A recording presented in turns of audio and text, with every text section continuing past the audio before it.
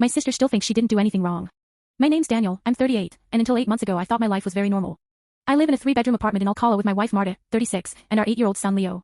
Marta works part-time at a dental clinic and I manage a warehouse. Nothing dramatic ever really happened in our lives. The only person who was constantly around was my younger sister Laura, 32. She's always been intense.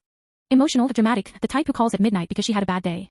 Marta actually got along with her really well. They used to go running together on Sundays and sometimes Laura stayed over if she missed the last train. Looking back, she was around all the time. Too much, probably. But at the time it felt normal. She was my sister. Last spring Marta started acting distant. Not angry, just quiet. She'd go to bed early, stopped joking with me, stopped touching me. I assumed it was stress from work or just routine life stuff. Then one Thursday she asked if we could talk after Leo went to sleep. She said she knew about Laura. At first I genuinely didn't understand what she meant. Then she said, I know you and your sister have been sleeping together. I actually laughed at first because the sentence sounded insane. But Marta just looked tired, like she'd already cried everything out. She had found messages on my iPad. I'd left it at home one day and it was synced with my phone. There was no denying it.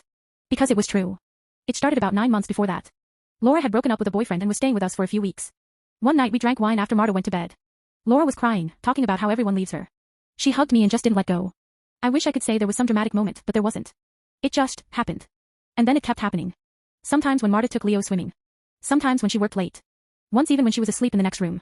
Even writing that now makes me sick. Marta didn't scream that night. She just said, I want you to leave. So I did. I stayed with a coworker for a while and eventually rented a small place nearby so I could still see Leo. Marta cut Laura off completely. Blocked her everywhere. But Laura kept contacting me. And here's the part that still messes with my head. Laura doesn't think she did anything wrong. She genuinely believes that. She says things like, we didn't plan it. You're the one who was married.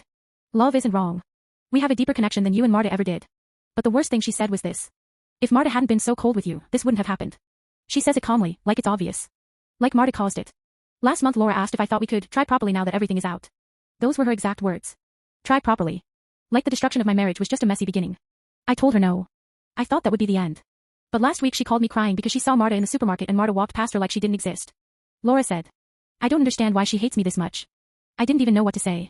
Because the truth is, Laura still talks like she's the victim. She says she lost her sister-in-law, her nephew. Our parents barely speak to her now. And she keeps repeating, I fell in love with you. That's not a crime. Sometimes she even says, one day people will understand.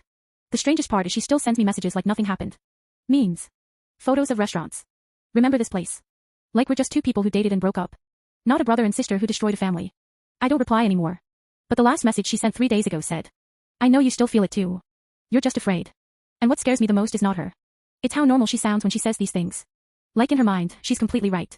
And I honestly don't think she'll ever believe she did anything wrong.